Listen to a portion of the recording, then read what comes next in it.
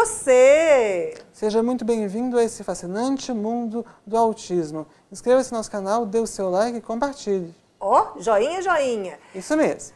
Gente, hoje a gente está com uma profissional aqui que a gente gosta muito da especialidade dela. Antes de eu ter filho autista, eu sequer sabia, vou confessar, que existia. Mas isso, gente, é uma ignorância que está sendo corrigida porque esse profissional atua em várias áreas. É a terapeuta ocupacional. A gente está aqui recebendo com muito prazer a Elis Dreza. Tudo bem? Tudo bem. Tudo bem, seja bem-vinda. Obrigada, Vitor. Pois é, gente, a Elis tem essa carinha de novinha e, de fato, mas é muito experiente. Ela é assessora e consultora da inclusão eficiente com certificação internacional em integração sensorial. Vários outros títulos, mas esse é o que basta por enquanto. Por enquanto. Vamos nessa, Victor? Então, como minha mãe disse, Elis, essa questão da terapia ocupacional gera uma ignorância muito grande. Porque eu, por exemplo, eu vou confessar, eu também não sabia quando eu era mais novo, antes do diagnóstico e tudo. E depois eu pensei, se eu tivesse feito, como é que poderia ser diferente algumas coisas. Então, como é que é a terapia ocupacional? Então, Vitor, a terapia ocupacional ela trabalha com o fazer humano e com todas as questões que implicam esse fazer. A questão motor, o aspecto cognitivo, o aspecto social. E o objetivo da terapia ocupacional é dar mais independência e funcionalidade para o ser humano, independente da questão que ele tenha. Que interessante. Eu ficava pensando que era assim, a pessoa que não sabia o que fazer, então tinha um terapeuta ocupacional para dar uma ocupação para ele. Você acredita que Gente, a gente tem que aprender muita coisa. Nossa, que horror! Mas como é? A Elis já falou aqui pra gente, a terapia ocupacional é para dar independência ao ser humano. Isso é muito bom. Para dar funcionabilidade para a pessoa. Ela é muito indicada para os autistas, então, né? Quando que ela é indicada para os autistas? Como que isso acontece?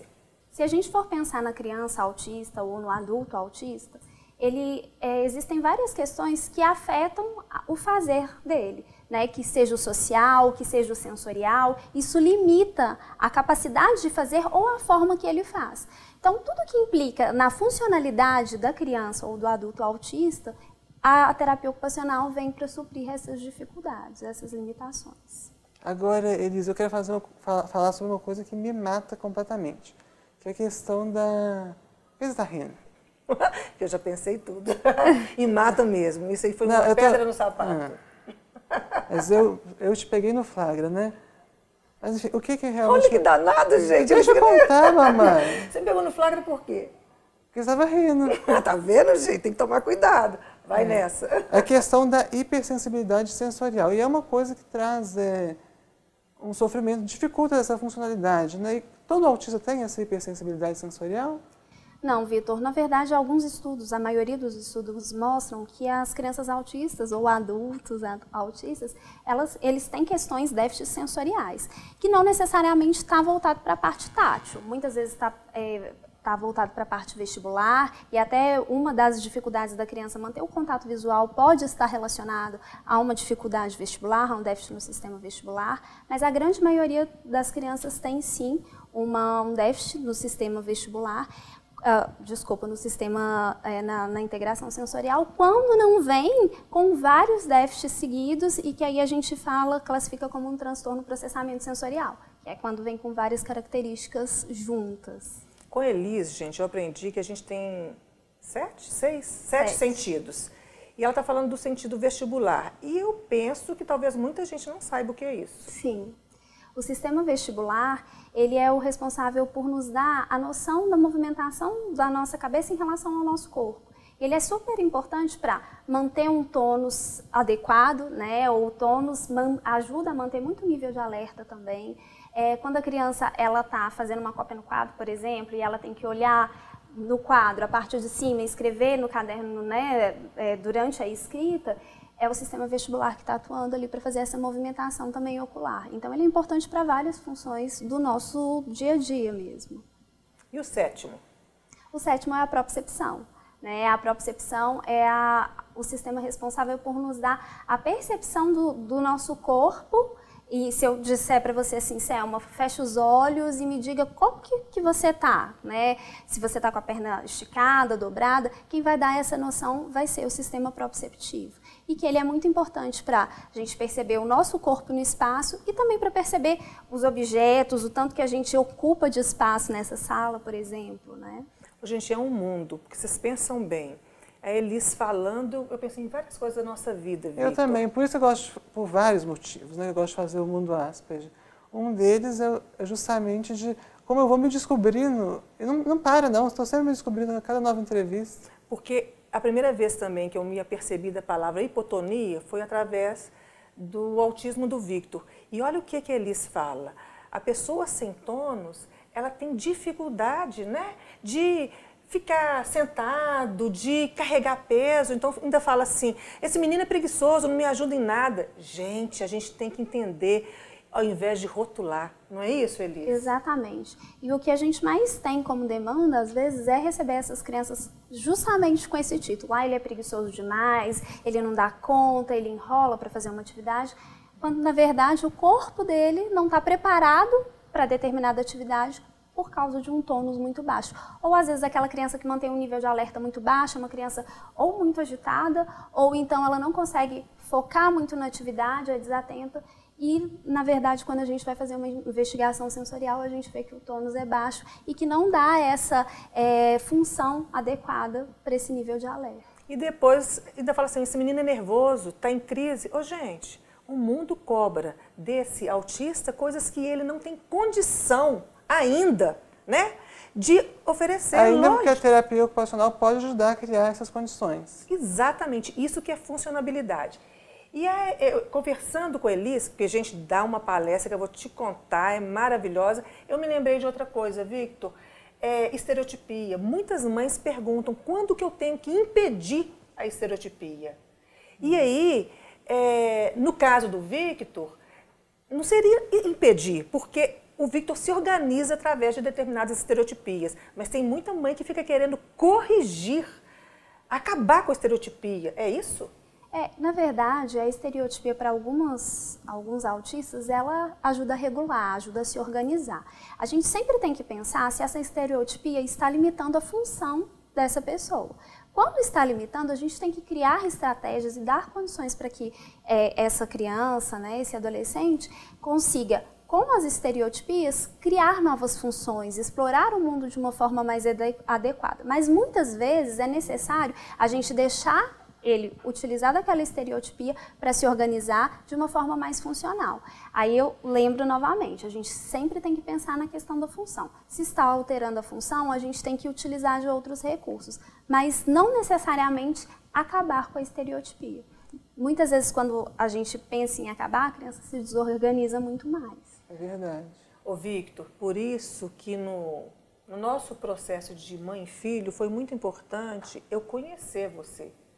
Porque você fazia coisas que eram suas. Então eu tinha que conhecer, como você tem que conhecer seu filho, ao invés de falar assim, não pode fazer assim porque ninguém faz. É o seu filho. Por que que faz? Vamos procurar entender, vamos procurar saber. E outra coisa, né, Victor, que você falou, mamãe, eu não vou deixar de perguntar. Eu vou perguntar. Não duvide da minha capacidade. Nunca! Tô brincando, eu sei que você não duvida. Tô brincando, só achei engraçado. Mas, na realidade, a questão também traz muito sofrimento para mim, inclusive a questão da seletividade alimentar. Como é que a TO pode ajudar na seletividade alimentar?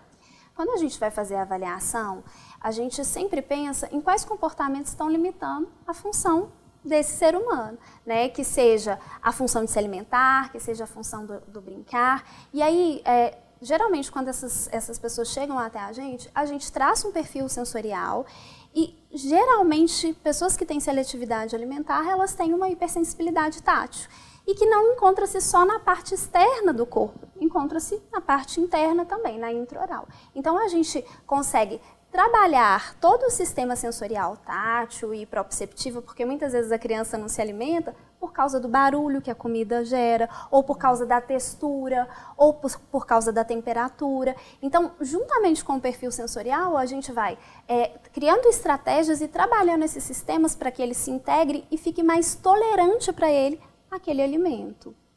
Nossa, é um mundo. Lembra quando eu te disse ontem, tá muito quente, tá muito bom, mas tá muito quente, eu não consigo comer?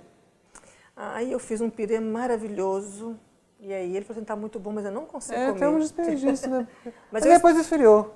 Eu falei, deixa comigo. Coloquei na geladeira, haha, e aí ele comeu. Foi. E aí, Selma, foi muito legal porque você criou uma estratégia sensorial, mas você só fez isso porque você entende como é o funcionamento do Vitor. E muitas vezes o papel do terapeuta ocupacional, além de fazer o tratamento, é fazer essas orientações, porque a gente, enquanto ser humano, acha que todo mundo funciona da mesma forma. Acha que todo mundo tem a mesma preferência de cheiro, né? Não entende que aquele cheiro pode incomodar, pode ser muito bom para você, mas pode me incomodar. E fazer essa leitura é muito importante para a gente entender e respeitar o limite do outro também.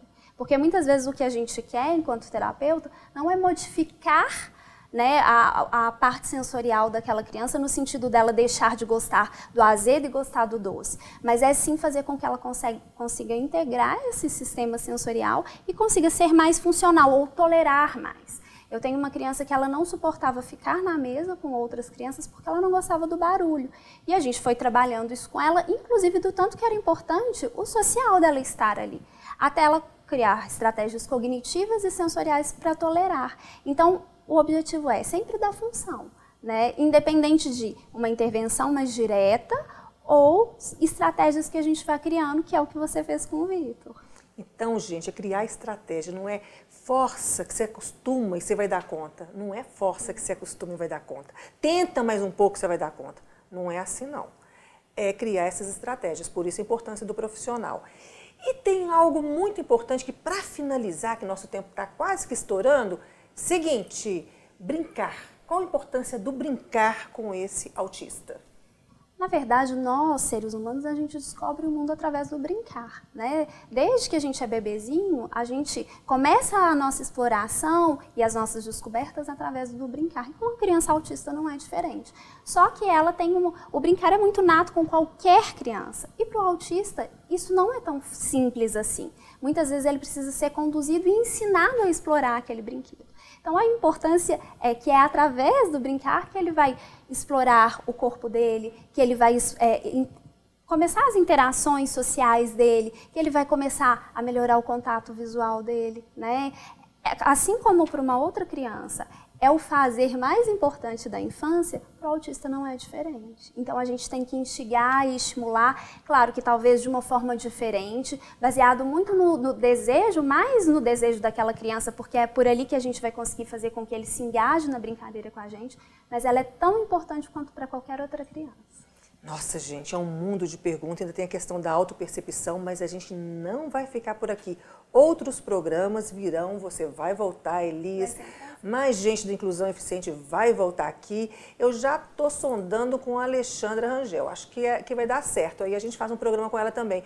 Então é isso aí, minha gente. Por hoje, Victor e Elis, é só. Acabou. Acabou, que pena. Muito obrigada. Tchau, tchau. Obrigada, obrigada. A gente Tchau, que agradece. Obrigada. Até lá, pessoal. Até.